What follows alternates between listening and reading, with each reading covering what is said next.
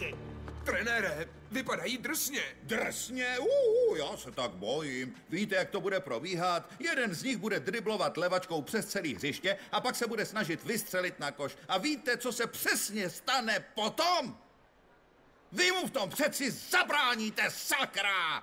Přeskočíte toho rasistu a vezmete mu ten podělaný míč. Kolikrát vám to mám ještě, sakra, říkat? Vy jste černý, oni bílí, tohle není hokej! Kluci, myslím, že trenér se nám snaží říct, že nejdůležitější je týmová práce. Hovno! Nejdůležitější je, že vy jste černý a oni bílí! Takže říkáte, že když budeme následovat Boha... Boha nehře! Bůh už svůj úkol splnil. Vás stvořil černý a je stvořil bílý. Dal vám péro jak nohu! Tak toho do prdele využijte! Až budete stát tam na hřišti, získáte víc bodů než oni. Tak to prostě v basketu chodí!